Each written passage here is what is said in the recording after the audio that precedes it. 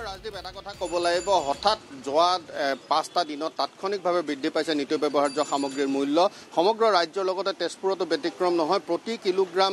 মচুৰ দালিত 10ৰ পৰা 15 টকা সমান্তৰালভাৱে ক'ব লাগিব যে ৰহৰ দালি বিশেষভাৱে ৰহৰ দালিত 20ৰ পৰা 25 টকা পৰ্যন্ত বৃদ্ধি পাইছে আৰু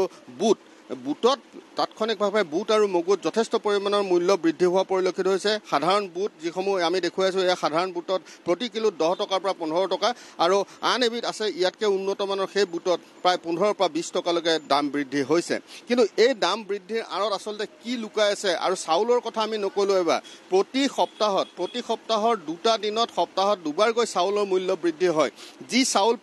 পূৰ্বতে আছিল 52-53 টকা সেই চাউলৰ মূল্য 63-65 টকালৈকে বৃদ্ধি পালে গতিকে ৰহৰ দাইল মচুৰ দাইল মগু দাইল সমান্তৰালভাৱে সকলো নিত্য ব্যৱহাৰ্য যি সামগ্ৰী সেই সামগ্ৰীৰ মূল্য বৃদ্ধি হৈছে ইয়াত বিক্ৰেতা আছে ক্ৰেতা আছে আচলতে ক্ৰেতাসকলে এতিয়া সামগ্ৰী ক্ৰয় কৰিবলৈ এটা ভয় লগা পৰিস্থিতিৰ সৃষ্টি হৈছে আমাৰ লগত এগৰাকী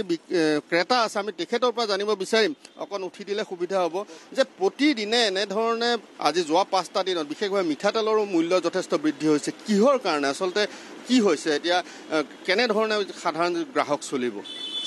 গ্ৰাহকটো মৰিব এতিয়া ইলেকশ্যন আহিছে ইলেকশ্যনৰ কাৰণে তেওঁলোকে মিয়া কৰি দাম বঢ়াই আছে এতিয়া চাওক ইলেকশ্যন আছে তেওঁলোকৰ ইলেকশ্যনৰ টকা পাবৰ কাৰণে দালি চাউল আটা দালি আলু আজি 40 টকা হ'ল পিঁয়াজ 65 টকা হ'ল গতিকে তেওঁলোকে দাম বঢ়াই ইলেকশ্যনৰ পইচা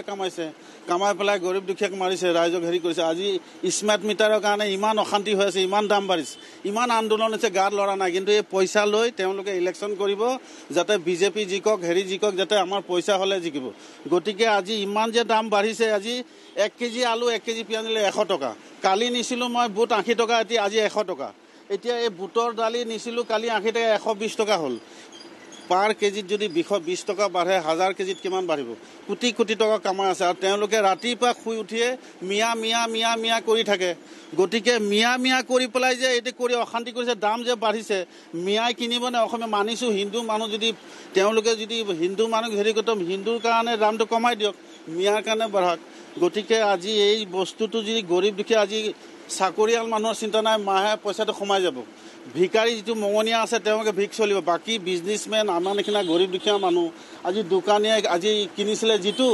কালি যেতিয়া যিটো দাম আছে সেই দামত বেচিব লাগিব মৰিলে নহয় গৰীব দুখীয়া মানুহ আজি মই যেতিয়া কিনিব আহিছোঁ কালি ইমান দাম আছিলে আজি ইমান দাম হৈ গ'ল গতিকে ইলেকশ্যনৰ কাৰণে পইচা কামাবৰ কাৰণে এয়া কৰিছে ধন্যবাদ জনাইছোঁ আৰু এটা কথা ক'ব লাগিব এটা যোগান বিভাগ আছে এজন যোগান মন্ত্ৰী আছে কিন্তু যোগান বিভাগ একেবাৰে নিশ্চুপ যিহেতু বিক্ৰেতা আছে দেখিছোঁ যে গ্ৰাহকৰ সংখ্যা তাকৰ হৈছে কিন্তু সাংঘাতিকভাৱে মূল্য বৃদ্ধি হৈছে কিহৰ কাৰণে এতিয়া মূল্য বৃদ্ধি কিহৰ কাৰণে সেইটোতো ক'ব নোৱাৰিম কিন্তু আমি যেতিয়া কিনিব যাওঁ বিশেষকৈ অলপ 10 টকা 5 টকা বঢ়াই দিয়ে আমি তেখেতক প্ৰশ্ন কৰোঁ কি কালি কিনিলোঁ আজি এইটো দাম লৈছে আপুনি তাৰপিছত আমিতো কিনিবই লাগিব দোকান যদি কৰিব কিনিব লাগিব সেই যদি আমি দামকৈ কিনিম তো আমি কাষ্টমাৰক অলপ দামকৈ দিব লাগিব 5 টকা কিমান বাঢ়িছে মচুৰ দালি ৰহৰ দালি চবত 10 টকা বুটৰ 15-20 টকা বাঢ়িছে 10 টকা বাঢ়িছে চানা দাল বাঢ়িছে সব মানে বস্তু মিঠাতেল আপোনাৰ বাঢ়িছে 10 টকা কৰি পাৰ লিটাৰ ক'ব পাৰিবি